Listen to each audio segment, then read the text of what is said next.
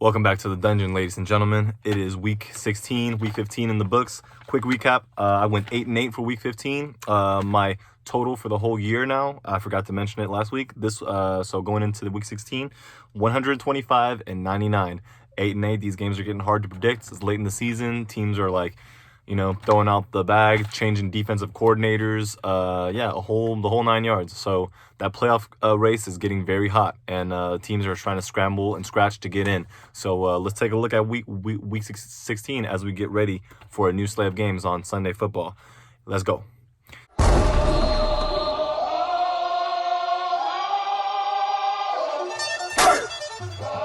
Here comes the Okay, ladies and gentlemen, listen up. Saints at the Rams is the Thursday night football game. You have the Saints 7-7.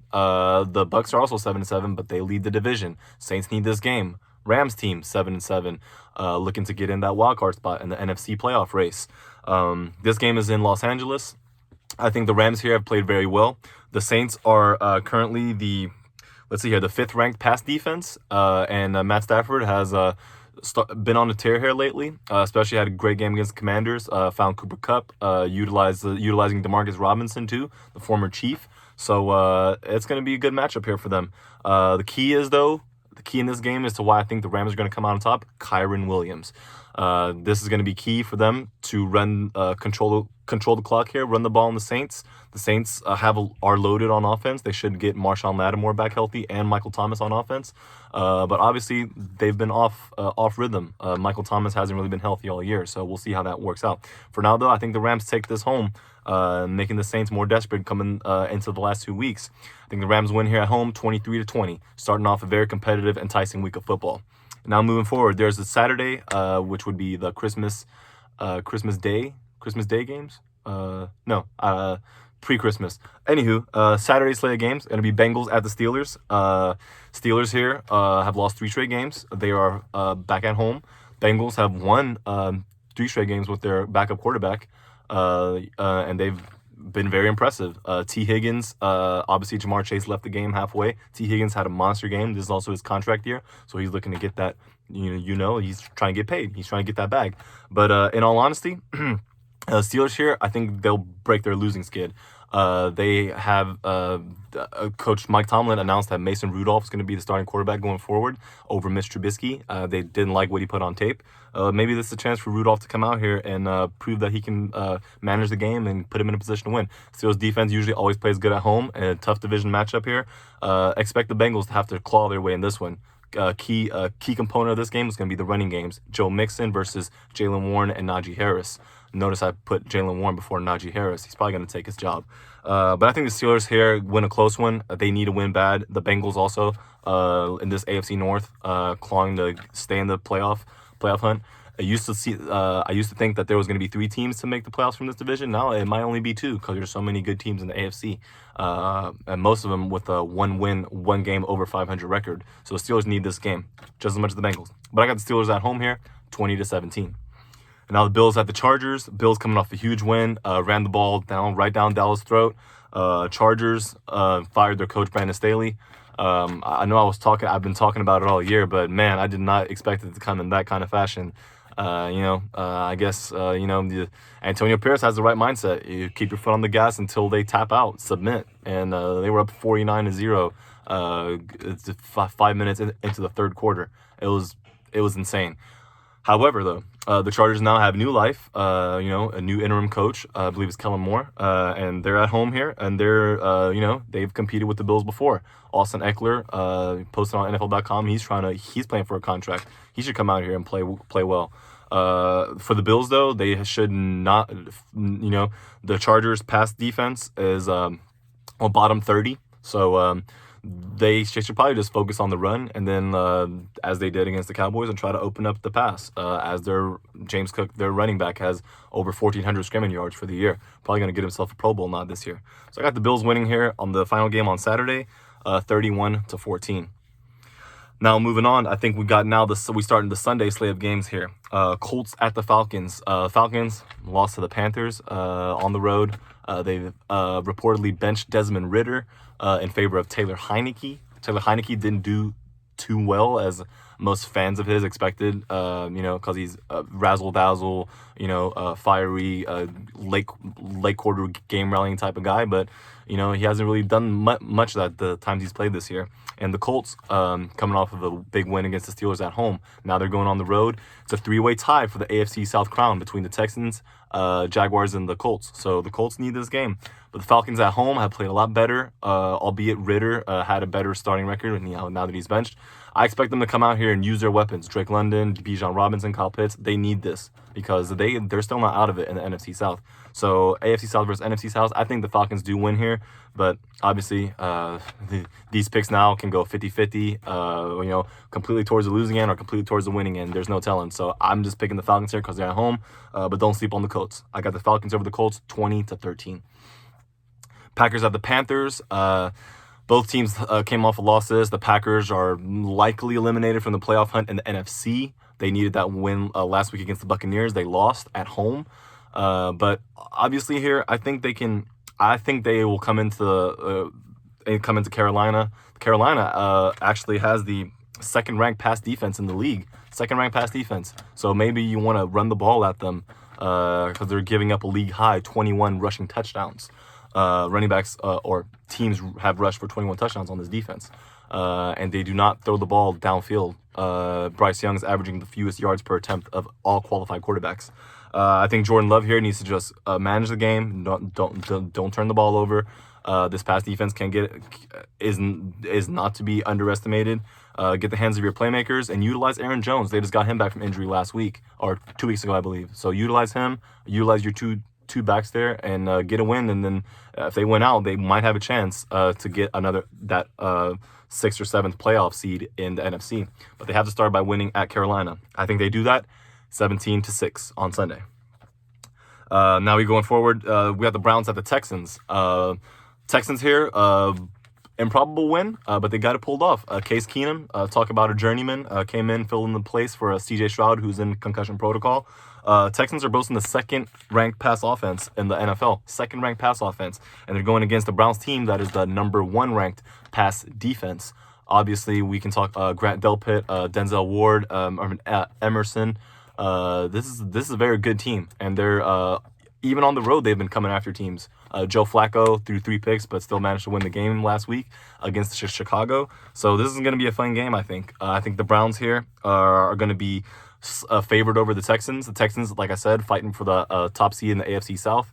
And the Browns in the AFC North, I think they're looking at themselves like between us and the Ravens, there's no one else.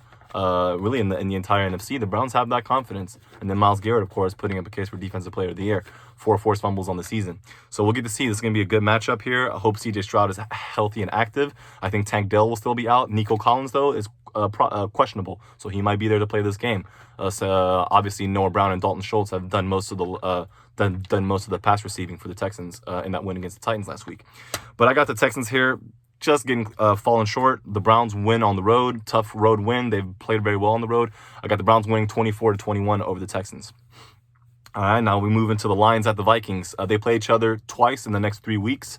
This game is going to be in Minnesota. The Lions offense, they're one of the few offenses to have over 20 rushing touchdowns on the season and over 20 passing touchdowns on the season. Their offense is very explosive. Very explosive. One of the highest scoring offenses in the league. And they currently boast the second-ranked rush offense behind a very stout offensive line. Frank Ragnow, the center in the middle there. And Jared Goff putting up arguably an all-pro season, I would say. Obviously, he has thrown the interceptions, but he's pushing the ball downfield. And these things, he's pushing the ball down the field very well. Amon-Ra St. Brown looking like a second-team all-pro player. And just his 3rd year coming out of the 4th round of the 2021 NFL Draft. It's going to be a good game here. I think the Vikings, obviously under Brian Flores, defense has played very good. They boast the 5th-ranked rush defense, so I think they're going to be able to mitigate David Montgomery and Jahmyr Gibbs. But Jahmyr Gibbs on the passing end is another animal to stop. It's like defending Alvin Kamara. He's that dynamic. And I think that's going to be the difference for the Lions edging out the Vikings here. I think the Vikings will potentially force some turnovers on offense. Obviously, they have a backup quarterback, Nick Mullins, starting. He did have 3 touchdown passes in their loss against Cincinnati, but 2 of those were very across your body throws should have been intercepted. I expect him to give the Lions defense some giveaways.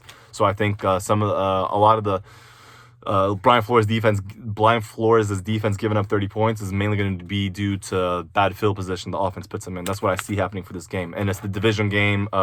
These teams are going to come after each other. There's going to be some penalties. I think the Vikings' frustration will kind of accumulate because their offense is going to be struggling to move the ball, and they're still lacking in their running game. Justin Jefferson is healthy, so maybe that'll can make a difference for him. And Jordan Addison, the most receiving touchdowns for a rookie with 9. I think he can get his 10th because the back end of the Detroit is where I think the Vikings want to attack them, as they've been a little bit weaker in that part of their defense. But I do have the Lions winning here in Minnesota, 30-20. Let me know what you think. But this is going to be one of those games. All right, Commanders at the Jets. Jets are at home. They have not been the best at home. Commanders have one of the worst pass rushes in the league, very few sacks. But the Jets are boasting have one of the worst pass blocking O-lines.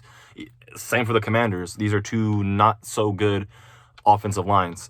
So the team that emphasizes running the ball, I think, is going to have an advantage. And I think Jacoby Brissett is actually going to start for the Commanders. I'm not really sure. But Sam Howell got benched in favor of Brissett, and he came in and threw 2 touchdowns in garbage time against the Rams. So I expect him to start.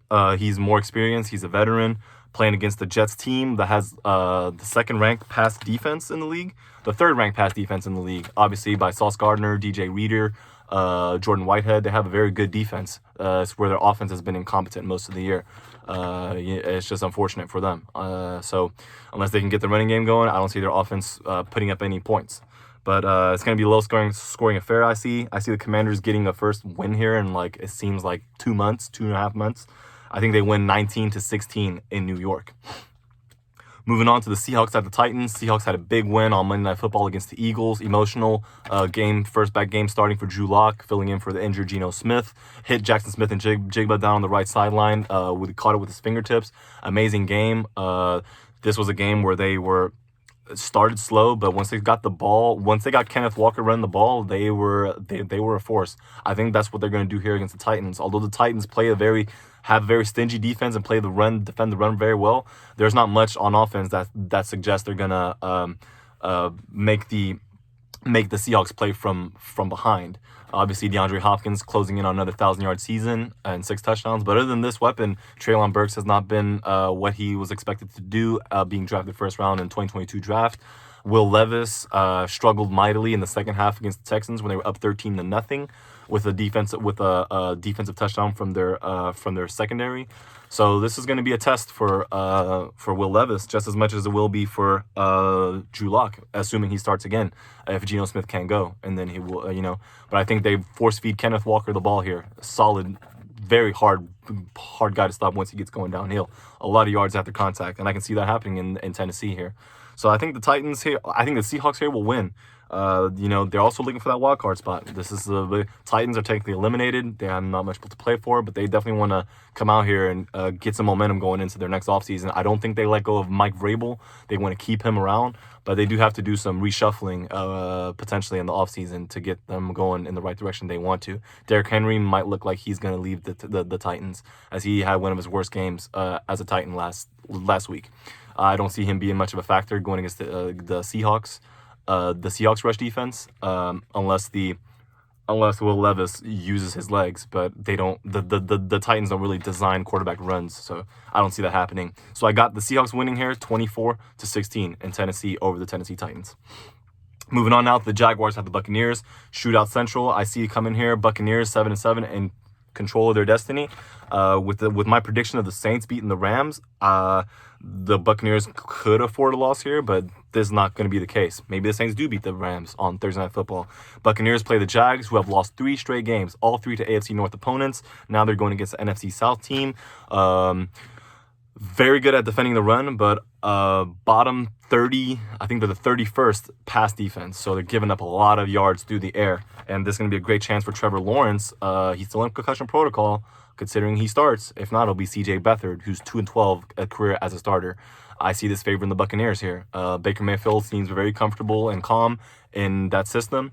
He's using his future Hall of Famer Mike Evans. Chris Godwin got involved for over 100-yard game last week.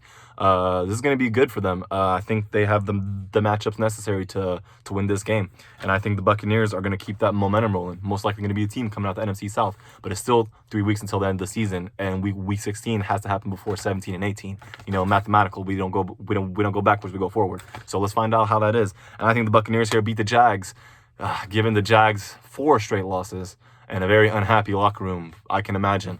But hey, go Bucks go, I guess, in that sense, because a lot of eyes are going to be on Baker Mayfield. And since he stopped doing those commercials for Progressive, head more in the game, and you see the results. Todd Bowles just has to hold this Jaguars offense, and Josh Allen, the Jaguars defensive end, they need to protect Baker, because they're gonna come after him as they get a lot of sacks and takeaways to the Jaguars defense. But I got the Bucks winning here, 31-30. Let me know what you think about this one. And then we got the Cardinals at the Bears. This is the famous Dennis Green game. They are who we thought they were, and we let them off the hook. But this isn't Dennis Green, and this isn't 18 years ago. This is going to be the Bears, Justin Fields, who has a lot to prove, looking like the front office might go ahead and draft that top prospect quarterback with that number 1 pick, considering the Panthers will finish with that seeding and then give it to the Bears. As the Cardinals come into town, not much to play for here, playing in for the offseason. I think they would rather want to spoil someone like Philly over like someone like the Bears. Obviously, this game still means something, but I got the Bears winning at home. They need to. They have the number one ranked rush defense. The Cardinals do like to run the ball, so it's going to be an interesting thing to see how the Bears defend that. And then and the Cardinals have one of the worst rush defenses, so maybe this is a game for Khalil Herbert and Deontay Foreman to get busy, keeping some pressure also off of Justin Fields, as he's been using his top 2 wideouts, well, one wideout, DJ Moore, and Cole Kmet, who I think is going to be a Pro Bowl tight end this year. So we'll see how that works. Justin Fields needs to have a productive showing for the front office of this for this game, and he can't be rattled by the pressure that the Cardinals most likely want to bring. So I got the Bears winning here 28-17 at home in Soldier Field. Cowboys at the Dolphins. This is my game of the week, and I'm going to go ahead and call it the upset alert of the week, because, I had a hard time watching last week, but, I took what it is. I've looked at some tape, seeing what the holes are, and this Miami Dolphins offense is the number one rush scoring offense, number 1 pass offense, and the number 4 rush offense. This Miami Dolphins squad is a juggernaut of a team. It's a track team. Devon Achane, Tyreek Hill, Jalen Waddle. Oh, are you scared yet? Okay, well, Robbie Chosen, Raheem Mostert. The list can go on, but obviously no one's invincible. There's no team in the NFL that has an undefeated record. So this is going to be my upset of the week. I think Dallas come here has something to prove. I think the defense can prevent the running game. I think they can stop the run, but I think that's going to open up stuff in the back end. And I see for some reason, I think this game, Tyreek Hill's probably going to come back. He didn't play last week, albeit in a 30-0 win over the Jets. They didn't need him. But this game right here, I see this being the game where Tua throws for probably 350. Dak hopefully throws 350 for 400. I see both quarterbacks each having 4 touchdown passes, and the team that has the ball last is going to win. And right now I'm going with the Cowboys to beat that team. Upset alert of the week, 48-45. Go Cowboys, go. I'm in it to the end, baby. I'm not flaking on this team. Forever true to Big Blue. So, Big Blue, Big D, Dallas Cowboys, baby. Well, I can act like this after the game. So until then, let's see what it is. It's going to be a great game, though. America's Game of the Week cover in the middle of the day. Miami should be dark by then, Eastern time. So it's prime time. It's time to go here. Another stat on that game, the Dolphins behind Baltimore have the most sacks as a defense. Baltimore with 52, and the Dolphins are second with 48. So the Cowboys' offensive line need to protect Dak Prescott, especially considering Zach Martin's nursing that quad injury. So they need to protect him for him to be able to do what he has to do to get up and down the field on this Dolphins defense to put them in position to score. All right, now, big one there. Patriots at Broncos is actually the Sunday night game. There are 3 games on Monday, which that's actually Christmas Day. So obviously Christmas Eve is where these Sunday games are being played. I got to get my Christmas timetable right. You don't see no Christmas lights in here. This is the dungeon. We don't have no Rudolph. There's no drive-through for Rudolph to go ching ching ching. But anywho, let's go ahead and look at Patriots at the Broncos. This used to be a great rivalry back when Peyton Manning was playing with the Broncos and Tom Brady with the Patriots. These 2 teams would go back and forth. This used to be the AFC Championship preview almost for like 3 straight years. However, now it's changed a little bit. The Broncos are reeling a little bit. Sean Payton, getting into Russell Wilson's his quarterback's face on the game broadcast. The Patriots competitive against the Chiefs, or against the Chiefs last week, which was my upset of the week. They fell short, but they were competitive, and I think that's what that front office is looking for. Their defense is still good, still respectable. It's just their offense hasn't been able to do much at all. So I think this game here, the Broncos at home, they need to win this game to have their hopes alive, although their chances are slim unless they win out and a few other teams lose here and there. But I think the Broncos do win this game over the Patriots. The Broncos defense are among the worst rush defenses. I think bottom 30, bottom 31, I think. But the Patriots rush offense hasn't been too good, although that's probably their strength. So they want to have to attack Denver here if they want to have a chance. But I still see Denver coming out on top 16-10. Now we go to our Christmas Day of games, and the first is a day game, 1 p.m. Eastern time. Raiders at Chiefs, so it'll be Central Time because Kansas City, Missouri.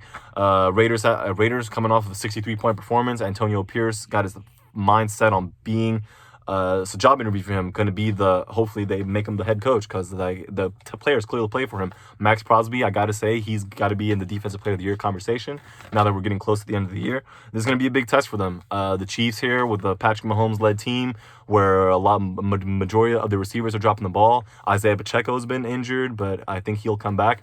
But they got Jerick McKinnon and Clyde Edwards-Helaire involved in the last game. So that is to remind everyone not to forget about their plethora of backs that they've always kind of kept in rotation during their Super Bowl runs. And the Chiefs are always capable of doing this, even with only one great pass catcher in Travis Kelce and a very decent coming into his own rookie in Rashee Rice from SMU. So it's going to be something to look at there. The Raiders are going to have a lot of energy coming into this game, fiery and hitting the Chiefs in the mouth. But the Chiefs have been here before. They've seen this. I think they're experienced enough. I think they don't get rattled. I think their defense don't give up. They bend a little bit, but they don't break. As the Raiders are one of the teams that give away the ball the most. They've thrown 18 interceptions on the season, and that's among one of the league's worst.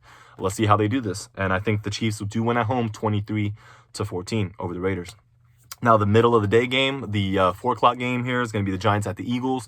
These two teams, much like the Lions and Vikings, play each other twice in the next 3 weeks. So this time the Eagles are hosting at home. They've lost 3 straight games, and Jalen Hurts played injured, sick supposedly.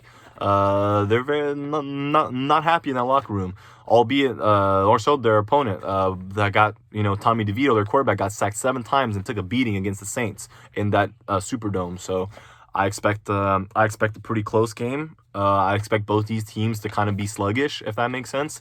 Not really executing good football, but in the end, I think the Eagles are a better team than the Giants. Kayvon Thibodeau, the defensive end, is putting on a Pro Bowl caliber season. It's nice to see players that are drafted early in the first round. He was, I think, 5th overall in the 2022 draft. 5th or 7th overall, I think 5th, and he's coming into his own, so he's going to be the spot. And then their defense has been playing well. Obviously they've had some outlier for games where they've given up a lot of points, but I think they can do good against the Eagles here. Is it enough to beat them? Not in this case, I think, but they do play each other again. But for this one, I'm giving to the Eagles here 24-13. And now our final game of the Christmas Day, the final game is going to be the 11-3 Ravens against the 11-3 49ers in Santa Clara. This game right here is going to likely what people, analysts, and everyone alike is saying is the Super Bowl preview. I don't necessarily think that, but I do like the Ravens. Obviously, they traded for Roquan Smith. That was huge. Patrick Queen, in a year where they didn't pick up his 5th-year option, has been playing like, you should have picked up my 5th-year option. Speaking of their 5th-year option player, the Chase Young, the Niners made a good move and traded for Chase Young, who the Commanders denied his 5th-year option, mostly riddled by injuries, but he's in a rotational role now. They already have a stacked line with Eric Armstead, Nick Bosa, Javon Kinlaw. This is this is a pass rush central. So yeah, throw me into that mix. Is what he's saying. Fred Warner, Dre Greenlaw, in my opinion, the best duo of linebackers in the league. And then they're leading leagues in interceptions. The 49ers defense, I believe, with 19 on the season. Charvarius Ward leading that group with 4. He had 1 return for a touchdown last week. So there's going to be opportunities. But the Ravens, however, I think Lamar Jackson is not going to force no balls here. He's going to stay in the pocket as long as he has to, and then he's going to make a play. And then they're going to I see this being a defense dominated game. The Ravens don't allow big plays. In the fourth quarter, they have, but I don't see this game being that way. And the Niners are thriving off yards after catch, yards per attempt. They're one of the highest ones in there. Yards per completion. The Niners and the Lions, and the Ravens got the number 1 rush offense. The Niners have the number 3 rush defense, and then you have the Niners have the 3rd ranked pass offense. And this is the area where the Ravens can be taken advantage of, is their pass defense. Although Kyle Hamilton, Marlon Humphrey, and that defense has played very good. This could be where the Niners would have to take advantage of it. But I see the defense shutting down Christian McCaffrey. I see the Niners defense keeping everything in front of them. This is going to be a defensive stronghold. And I kind of think the league is going to be good to have one of those games. Because, Monday Night Football, it's going to be Joe Buck and Troy Aikman on the call. I think it's going to be a good game here. But I already used my upset alert, but I think this would qualify for an upset alert, because I think the Ravens beating the Niners in Santa Clara would be considered an upset, because I think the Niners are favored here. And the Ravens have won more closer games versus the Niners, where they've really destroyed teams, even the teams that have winning records. They beat the Jaguars by 30+. They beat the Eagles by 23+. They beat the Cowboys by 30+. And the Ravens have beat good teams, but, in overtime, they beat them by a field goal and stuff like that. So we'll see how that works out. I'm excited for it. I know y'all are excited for it. My score prediction is Ravens 13, 49ers 10. Watch it end up like 16-13, and I'm going to be like, banging the table. I should have had the pick right. Not necessarily the pick right, but, the score right, because I'm going to get that score right one day. You guys are going to follow me, and I'm going to get it right, and you're going to see me do the video. I'm like, yep, see, you guys stuck around for me to do this, because I knew I was going to get it right, because that's how I do it. That's how I do it. No odds on favorites, none of that stuff. No betting, not sponsored by nobody. Just me in the dungeon and all my beloved people watching. From my UME preppers to my College Station people, my Shoelace Chronicles group, my High Group Hawks, everybody, come out here and enjoy what it is we got putting on for you guys. Obviously, we'll let the games play themselves out, and as always, pray for everybody to be healthy. We don't want no injuries. We know the game that they play, it's rough, it's brutal, but obviously, it's always going to be pure, and pure as a viewer, pure as a product. So we'll keep it that way. And keep on keeping on. Have a Merry Christmas, everybody. Tell your family you love them. Appreciate the moments you get together. That's what matters. Those are the moments that matter. Be sure you always let the people know that are the older generation that laid the foundation for us. Make sure you make sure you cherish the time you have to spend with them, because you won't get that back. And we always appreciate the moments we get from our elders and our wise ones. So I'm gonna leave it at that. Enjoy week 16 of football. Hosnary, the creator, is gonna sign out of the Dungeon of Doom. Go Cowboys. Merry Christmas. That boy.